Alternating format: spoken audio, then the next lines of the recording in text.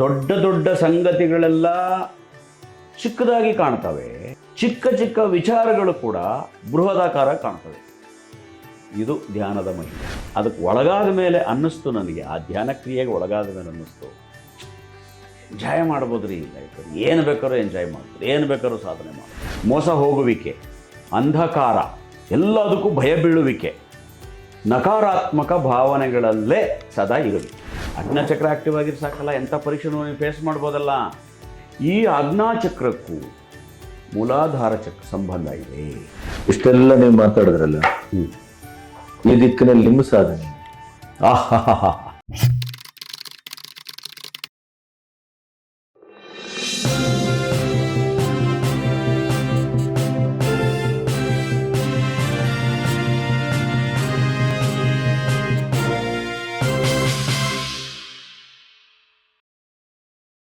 ಎಲ್ಲ ನನ್ನ ಅಭಿಮಾನಿ ಬಂಧುಗಳಿಗೆ ಸುಂದರ್ ರಾಜ್ ಮಾಡುವ ನಮಸ್ಕಾರ.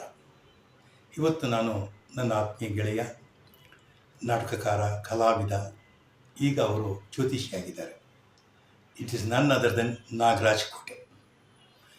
ನಾಗರಾಜ್ ಕೋಟೆ ಅವರು ಈ ಒಂದು ಕಲೆಯಲ್ಲಿ ಪರಿಣಿತರಾಗಿದ್ದಾರೆ ಅಂತ ನಾನು ಯೂಟ್ಯೂಬಲ್ಲಿ ಮತ್ತು ಅಲ್ಲೆಲ್ಲ ನೋಡಿ ಕೇಳಿದೆ. ಇದಕ್ಕಿದ್ದಂಗೆ ನನಗೆ ಆಶ್ಚರ್ಯ ಆಯಿತು, ಏನಿದು ಇವರು ಈ ಒಂದು ಕ್ಷೇತ್ರಕ್ಕೆ ಬಂದಿದ್ದಾರಲ್ಲ, ಅಂದರೆ ಅಸ್ಟ್ರಾಲಜಿ ಹೇಳೋದು ಅಂತ ಹೇಳಿ ಕೇಳಿದಾಗ ನನಗೆ ಒಬ್ರು ಹೇಳಿದ್ರು, ಯಾಕೆ ಹೇಳ್ತಾರೆ ಅಂತ ಕೇಳಿದೆ.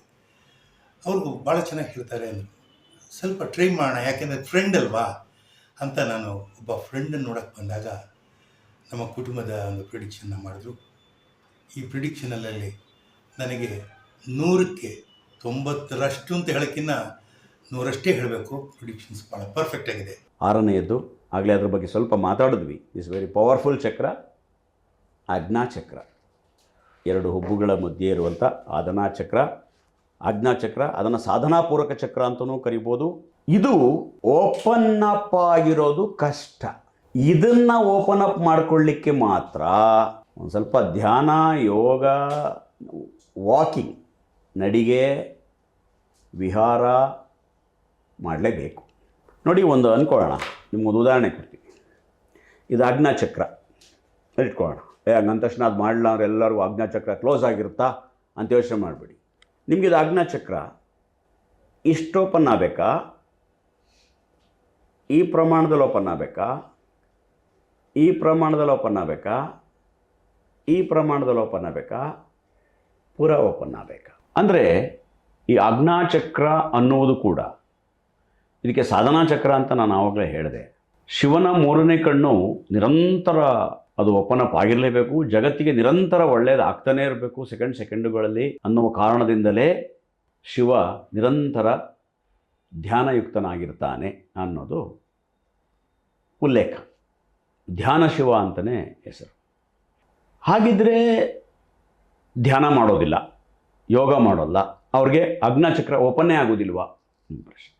ಧ್ಯಾನ ಯೋಗವಲ್ಲದಿದ್ದರೂ ಯಾರು ಸೂರ್ಯೋದಯಕ್ಕಿಂತ ಮುಂಚೆ ಪ್ರತಿದಿನ ಹೇಳ್ತಾರೆ ಅವ್ರಿಗೆ ಈ ಆಜ್ಞಾಚಕ್ರ ಓಪನ್ ಆಗುತ್ತದೆ. ಕಾಲಕ್ಕೂ ಮತ್ತು ನಮ್ಮ ಒಟ್ಟು ಬದುಕಿನ ಕ್ರಮಕ್ಕೂ ನೇರವಾದ ಸಂಬಂಧ ಇದೆ. ಹೌದು, ಅದ್ಭುತವಾದ ಸಂಬಂಧ ಇದೆ. ಈ ಬ್ರಾಹ್ಮಿ ಮುಹೂರ್ತ ಇತ್ಯಾದಿ ಎಲ್ಲ ಹೇಳೋದು ಇದೇ ಕಾರಣಕ್ಕಾಗಿ. ಯಾರು ನಿರಂತರವಾಗಿ ಅರಳಿಕಟ್ಟೆ ಪ್ರದಕ್ಷಿಣೆಗಳನ್ನು ಅಥವಾ 3:30-4 ಗಂಟೆಗೆ ಎದ್ದು ಪೂಜಾ, ಪ್ರಾರ್ಥನೆ, ಆರಾಧನೆ, ವಿಧಿವಿಧಾನಗಳನ್ನು, ಅಧ್ಯಯನಗಳನ್ನು ಮಾಡ್ತಾರೆ, ಅವ್ರಿಗೆ ಆಜ್ಞಾಚಕ್ರ ಓಪನ್ ಇರುತ್ತೆ. ಅವರವರ ಶಕ್ತಿಯಾನುಸಾರ ಪರ್ಸೆಂಟೇಜಲ್ಲಿ ಅದು ಓಪನ್ ಆಗುತ್ತೆ. ಅದು ನಿರಂತರ ಸಂಪೂರ್ಣ ಯಾವಾಗಲೂ ತೆರೆದೇ ಇರಬೇಕು ಅಂತಂದರೆ ಅದಕ್ಕೆ ಆದಂಥ ಆಗಲೇ ಸಾಧು ಸಂತರು ಮತ್ತು ಯೋಗಿಗಳ ಬಗ್ಗೆ ನಾವು ಉದಾಹರಣೆಯನ್ನು ಕೊಟ್ವಿ. ಭಾವನೆಗಳು ಏರಿಳಿತವಾಗಬಾರ್ದು, ಇದು ಗೊತ್ತಿರಲಿ. ಹಾಗಿದ್ದರೆ ಬೆಳಗ್ಗಿನ ಜಾವ 3:30-4 ಗಂಟೆಗೆ ಎದ್ದರೆ ಸಾಕಾ? 10 ಗಂಟೆ ಮೇಲೆ ಯಾವ ರೀತಿಯ ವಿರುದ್ಧ ಭಾವನೆಗಳ ಕೆಲಸ ಮಾಡ್ಬೋದಾ? 24/7 ಸಾತ್ವಿಕ. ಈ ಆಜ್ಞಾಚಕ್ರಕ್ಕೂ ಅಥವಾ ಅಷ್ಟು ಷಡ್ಚಕ್ರಕ್ಕೂ ಉಸಿರಾಟಕ್ಕೂ ನೇರ ಸಂಬಂಧವಿದೆ. ಈಡ, ಪಿಂಗಳ, ಸುಷುಮ್ನ. ನೀವು ನಿಮ್ಮ ಮೂಗನ್ನು ನಾವು ಹಿಡ್ಕೊಂಡು ಒಂದೇ ವೇಗದಲ್ಲಿ ಈ ಉಸಿರು ಅದೇ ವೇಗದಲ್ಲಿ ಉಸಿರು ಇದ್ದರೆ ಅಗ್ನಚಕ್ರ ಓಪನ್ ಇರುತ್ತೆ ಅಂತ. ಒಂದು ಕಡೆ ನಾವು ಉಸಿರು ಹಿಂಗೆ ಬಿಟ್ಟಾಗ ದಪ್ಪನಾಗಿ ಇನ್ನೊಂದು ಕಡೆ ಸ್ಮೂತಾಗಿ ಬಂದರೆ ಅದು ಓಪನ್ ಸರಿಯಾಗಿ ಆಗಿಲ್ಲ ಅಂತ. ಸಾಮಾನ್ಯವಾಗಿ ಶೀತ ನೆಗಡಿಗಳಾದಾಗ ಅಗ್ನಚಕ್ರ ಓಪನ್ ಆಗೋದು ಕಷ್ಟ. ಸರಿ, ಈ ಉಸಿರಾಟದ ಕ್ರಿಯೆ ಸರಿಯಾಗಿರಬೇಕು ಅಂದವಾಗಲೇ ಧ್ಯಾನ ಮತ್ತು ಪ್ರಾಣಾಯಾಮ ನಮ್ಗೆ ಅಗತ್ಯ ಆಗೋದು. ನಾಡಿ ಶೋಧ, ರೇಚಕ, ಕುಂಭಕ, ಪೂರಕ ಇವನ್ನೆಲ್ಲ ಯಾರು ನಿರಂತರ ಮಾಡ್ತಾರೆ ಅವ್ರಿಗಿದು ಯಾವಾಗಲೂ ಅಗ್ನಚಕ್ರ ಅವರ ಜೀವನ ಶೈಲಿಗೆ, ಅವರ ಜ್ಞಾನ ಮಟ್ಟಕ್ಕೆ, ಅವರ ಕುಂಡಲಿಯ ಜಾತಕದ ಗ್ರಹಗಳ ಪರಿಮಿತಿಗೆ ತಕ್ಕಂತೆ ಅದು ಓಪನ್ ಅಪ್ ಆಗ್ತದೆ. ಈ ನಾಡಿ ಶೋಧವನ್ನು ಏನು ಇಲ್ಲಿಂದ ಇದನ್ನು ಮಾಡ್ತೀವಿ, ಅದನ್ನು ಪ್ರತಿದಿನ ಮಾಡಿದರೆ, ಬೆಳಿಗ್ಗೆ ಮುಂಜಾನೆ ಮಾಡಿದರೆ 8 ಗಂಟೆಗಳ ಕಾಲ ಅಗ್ನಚಕ್ರ ಆಕ್ಟಿವ್. ಸೂತ್ರ ತಿಳ್ಕೊ, ಅದಿದೆ 10 ಸುತ್ತುಗಳು, 20 ಸುತ್ತುಗಳು, 21 ಸುತ್ತು, 40 ಸುತ್ತು. ಎಡಭಾಗಿಂದ ತಗೊಂಡು ಬಲಭಾಗ ಬಿಟ್ಟು, ಮತ್ತೆ ಬಲಭಾಗದಿಂದ ತಗೊಂಡು ಮತ್ತೆ ಎಡಭಾಗ ಬಿಟ್ಟಾಗ 1 ರೌಂಡ್.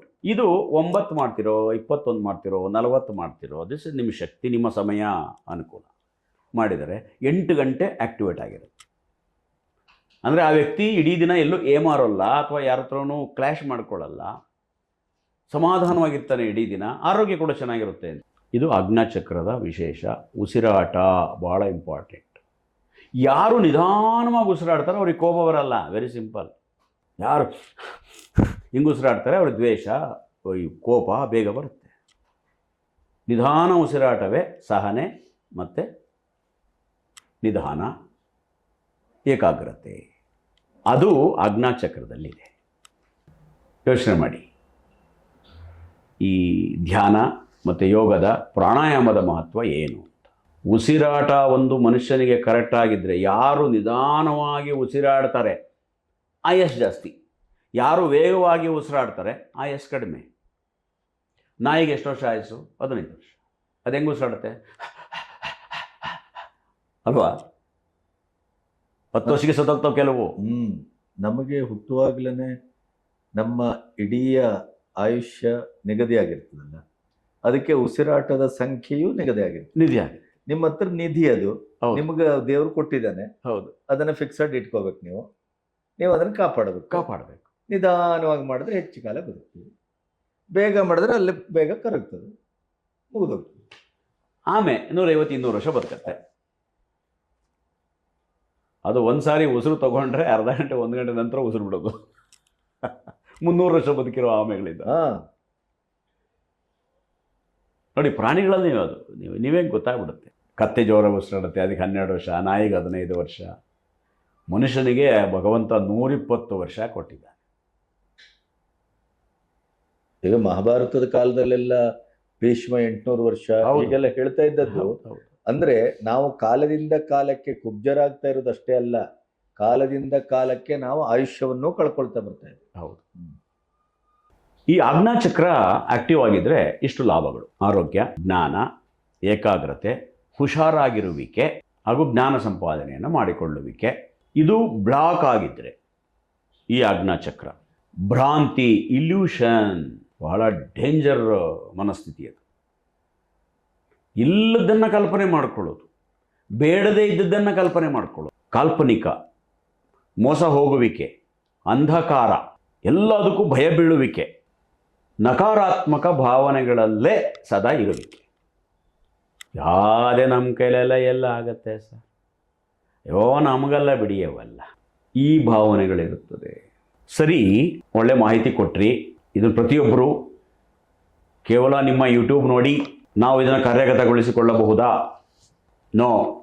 ಈ ಒಂದು ವಿದ್ಯೆಯನ್ನು ಗುರುಮುಖೇನವೇ ಕಲಿಯಬೇಕು. ಧ್ಯಾನ, ಪ್ರಾಣಾಯಾಮ, ಯೋಗ ವಿದ್ಯೆಯನ್ನು ಗೊತ್ತಿರಲಿ. ಹಾಗೆ ಮಾಡಿದರೆ ನಿಷ್ಪ್ರಯೋಜಕವೂ ಇದೆ, ಅಪಾಯವೂ ಇದೆ. ಯಾವ ರೀತಿಯಲ್ಲಿ ಉಸಿರಾಡಬೇಕು, ಎಷ್ಟು ವೇಗದಲ್ಲಿ ಉಸಿರಾಡಬೇಕು, ಯಾಕೆಂದರೆ ಇದು ಎಲ್ಲ ವ್ಯಕ್ತಿಗಳಿಗೂ ಒಂದೇ ಅಲ್ಲ. ಅವರವರ ದೇಹದ ಉಷ್ಣತೆ, ಶೀತ, ಆರೋಗ್ಯ, ಶಕ್ತಿ, ನಿಶಕ್ತಿ, ಆರೋಗ್ಯ, ಅನಾರೋಗ್ಯದ ಮೇಲೆ ಈ ಯೋಗಗಳು, ಧ್ಯಾನಗಳು ಡಿಪೆಂಡ್ ಆಗಿರುತ್ತವೆ. ವಾತ ಪಿತ್ತ ಕಫ ಅದನ್ನು ಸೂಕ್ಷ್ಮವಾಗಿ ಗಮನಿಸಿಕೊಂಡು, ಪರೀಕ್ಷಿಸಿಕೊಂಡು ಸೂಕ್ತವಾದ ಗುರುಗಳ ಬಳಿ ಇದನ್ನು ಕಲಿಯಬೇಕು. ಕಲಿತು ಅದನ್ನು ಪ್ರಯೋಗಿಸ್ತಾ ಬಂದರೆ ಈ ಎಲ್ಲ ಅನುಕೂಲಗಳನ್ನು ಪಡೆದುಕೊಳ್ಳಬಹುದು. ಪರ್ಟಿಕ್ಯುಲರ್ ಆಗಿ ಇದು ವಿದ್ಯಾರ್ಥಿಗಳಿಗೆ ವಿದ್ಯಾ ಸಾಧನೆಗೆ ತುಂಬ ಅನುಕೂಲ ಅಂತ ಹೇಳೋಕ್ಕೆ ನಾವು ಹೊರಟು. ವಿದ್ಯಾರ್ಥಿಗಳು ಇದನ್ನು ರೂಢಿಸ್ಕೊಳ್ಳಿ. ಆಜ್ಞಾಚಕ್ರ ಆಕ್ಟಿವ್ ಆಗಿರು ಸಾಕಲ್ಲ, ಎಂಥ ಪರೀಕ್ಷೆನೂ ನೀವು ಫೇಸ್ ಮಾಡ್ಬೋದಲ್ಲ. ಈ ಆಜ್ಞಾಚಕ್ರಕ್ಕೂ ಮೂಲಾಧಾರ ಚಕ್ರಕ್ಕೂ ಸಂಬಂಧ ಇದೆ. ಮೂಲಾಧಾರ ಚಕ್ರ ಆಕ್ಟಿವೇಟ್ ಆಗಿದರೆ ಆಜ್ಞಾ ಆಕ್ಟಿವೇಟ್ ಆಗಿದೆ, ಆಜ್ಞಾ ಆಕ್ಟಿವೇಟ್ ಆಗಿದರೆ ಎಲ್ಲ ಚಕ್ರಗಳು ಸಾಮಾನ್ಯವಾಗಿ ಆಕ್ಟಿವೇಟ್ ಆಗುತ್ತೆ. ಯಾಕೆ ಹೇಳಿ, 72,000 ನಾಡಿಗಳನ್ನು ಅದು ಪ್ರತಿನಿಧಿಸ್ತದೆ ಅಂತ ಹೇಳಿದೆ ನಾನು. ಸುಷುಮ್ನ ನಾಡಿ ಇಡೀ ದೇಹಾರೋಗ್ಯ ಇರುತ್ತೆ. 7ನೇಯದು ಸಹಸ್ರಾರ. ಅದರ ಬಗ್ಗೆ ನಾವು ಮಾತು ಮತ್ತು ನಾವು ವಿವರಗಳನ್ನು ಕೊಡೋದು ಕಷ್ಟ. ಸ್ವಲ್ಪ ಅದು ಸಾಮಾನ್ಯ ಮನುಷ್ಯನಿಂದ ಆಚೆ ಇದೆ. ಸಹಸ್ರಾರ ಚಕ್ರವನ್ನು ನಿರಂತರ ದೇವಾನುದೇವತೆಗಳು ಬಿಟ್ಟರೆ ಆಂಜನೇಯ ಆ ಕಾಲದಲ್ಲಿ ಎಲ್ಲರೂ ಅದನ್ನು ಆವಾಹನೆ ಮಾಡ್ಕೊಂಡಿದ್ರು ಅಂತಲೇ ತಿಳ್ಕೊಳ್ಳುವ. ಇನ್ನು ಕಲಿಯುಗಕ್ಕೆ ಬಂದರೆ ನಾವು ಮಹಾವತಾರಿ ಬಾಬಾ, ರಮಣಶ್ರೀ ಇವರಿಗೆಲ್ಲ ಅದು ಸಲೀಸಾಗೋಗಿತ್ತು. ಯಾಕೆ ಅಂತಂದರೆ ರಮಣಶ್ರೀ, ಮಹಾವತಾರಿ ಬಾಬಾ, ಶಂಕರಾಚಾರ್ಯರು, ಪರಮಹಂಸರು ಇವರೆಲ್ಲ ತಮ್ಮ ಬಾಲ್ಯದಲ್ಲಿಯೇ ಆಧ್ಯಾತ್ಮವನ್ನು ಅಪ್ಪಿಕೊಂಡವರು. ಅವರಿಗೆ ಜೀವನದ ಒಂದು ಹಂತಕ್ಕೆ ಎಲ್ಲ ಆಯಾಮಗಳು ಕೂಡ ಅವರಿಗೆ ದಕ್ಕಿತ್ತು. ಈ ಲೌಕಿಕದೊಳಗೆ ಸ್ವಲ್ಪ ಕಷ್ಟ ಆಗ್ಬೋದು, ಬಟ್ ಆದರೆ ಮನುಷ್ಯ ಪ್ರಯತ್ನದ ಮುಂದೆ ಆಗಲೇ ಬಿಗಣಪತಿಯವರು ಹೇಳ್ದಂಗೆ ಯಾವುದು ದೊಡ್ಡದಲ್ಲ. ಮನುಷ್ಯ ಪ್ರಯತ್ನದ ಮುಂದೆ ಏನು ಬೇಕಾದ್ರೂ ಮಾಡ್ಬೋದು. ಇದಿಷ್ಟು ಚಕ್ರಗಳ ವಿವರಣೆ. ಇದರ ಮಧ್ಯೆ ಒಂದು ಪ್ರಶ್ನೆ ಇದೆ ನನಗೆ. ಹಾಂ, ಇಷ್ಟೆಲ್ಲ ನೀವು ಮಾತಾಡಿದ್ರಲ್ಲ, ಈ ದಿಕ್ಕಿನಲ್ಲಿ ನಿಮ್ಮ ಸಾಧನೆ ಏನು? ಆಹಾ, ಇದು ಸರಿಯಾದ ಪ್ರಶ್ನೆ. 2015ರಲ್ಲಿ ವೃತ್ತಪತ್ರಿಕೆಯನ್ನು ಓಪನ್ ಮಾಡ್ತೀನಿ. 2ನೇ ಪುಟದಲ್ಲಿರುತ್ತೆ ಧ್ಯಾನ ಸ್ವಸಮ್ಮೋಹಿನಿ ತರಬೇತಿ.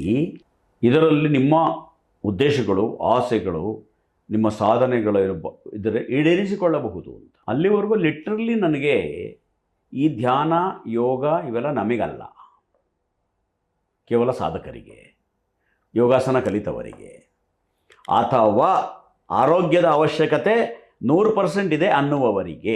ನಾನು ತಕ್ಷಣ ಅವರಿಗೆ ಫೋನ್ ಮಾಡ್ತೀನಿ, ಸರ್ ಈ ಧ್ಯಾನ ಯೋಗ ಎಲ್ಲ ತೊಗೊಂಡ್ರೆ ನಾವು ಅಂದ್ಕೊಂಡಿದ್ದೆಲ್ಲ ಸಾಧಿಸ್ಬೋದಾ? ಖಂಡಿತ ಸಾಧಿಸ್ಬೋದು ಅಂತಾರೆ. ಹಾಗಿದ್ರೆ ನಾನು ಬರ್ತೀವಿ ಸರ್. ಇದಕ್ಕೆ ನನಗೆ ಆಸೆ ಆಗಿಬಿಡ್ತು. ಅಂದ್ಕೊಂಡಿದ್ದು ಸಾಧಿಸಿದೆಲ್ಲ ಸಿಕ್ಕುತ್ತಲ್ಲ, ಹಂಗಾದ್ರೆ ಅಂದರೆ ಅಷ್ಟೊಂದು ಪವರ್ ಇದೆಯಾ, ಚೆಕ್ ಮಾಡಲೇಬೇಕು ಅಂತ. ಅವತ್ತಿನ ಕಾಲಕ್ಕೆ ಬೆಳಗ್ಗೆ 9ರಿಂದ ಸಂಜೆ 5 ಗಂಟೆವರೆಗೂ ಒಂದು ಧ್ಯಾನ ಶಿಬಿರವನ್ನು ಇಟ್ಕೊಂಡಿದ್ದರು. ನಾನು ಹೋದೆ. ಮಧ್ಯಾಹ್ನ ಊಟದ ಸಮಯಕ್ಕೆಲ್ಲ ನಾನು ತುಂಬ ಆಶ್ಚರ್ಯಚಕಿತ ಮತ್ತು ಉಲ್ಲಾಸಭರಿತ ಹಾಗೂ ಅದರ ಬಗ್ಗೆ ಒಂದು ಉದ್ವೇಗಭರಿತನಾಗೋದೆ. ಇಷ್ಟೊಂದು ಪವರ್ ಇದೆಯಾ? ಆಮೇಲೆ ಅದನ್ನೇ 3 ಸಾರಿ ನಾನು ತಗೊಂಡೆ ಇಷ್ಟಪಟ್ಟು ಆ ಧ್ಯಾನ. ಇದನ್ನು 2015ರಿಂದ ಪ್ರಾರಂಭ ಮಾಡಿದವನು ನಿರಂತರವಾಗಿ ಇವತ್ತಿನವರೆಗೂ 10 ವರ್ಷ ನಾನು ಧ್ಯಾನವನ್ನು ಮಾಡಿದೆ.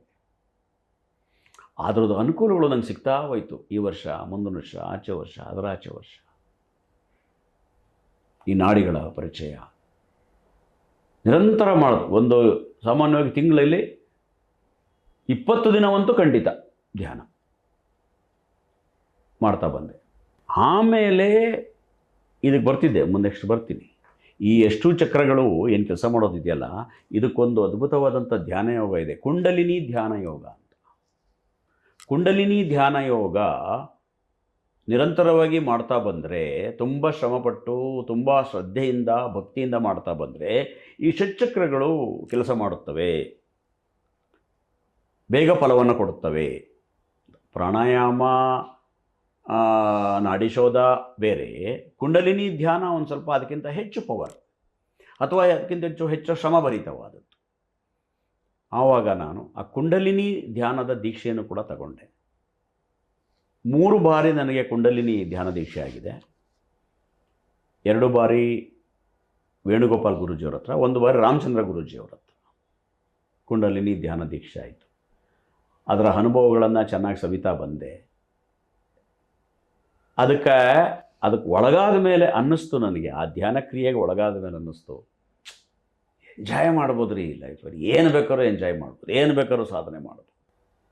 ದೊಡ್ಡ ದೊಡ್ಡ ಸಂಗತಿಗಳೆಲ್ಲ ಚಿಕ್ಕದಾಗಿ ಕಾಣ್ತವೆ, ಚಿಕ್ಕ ಚಿಕ್ಕ ವಿಚಾರಗಳು ಕೂಡ ಬೃಹದಾಕಾರ ಕಾಣ್ತವೆ. ಇದು ಧ್ಯಾನದ ಮಹಿಮೆ.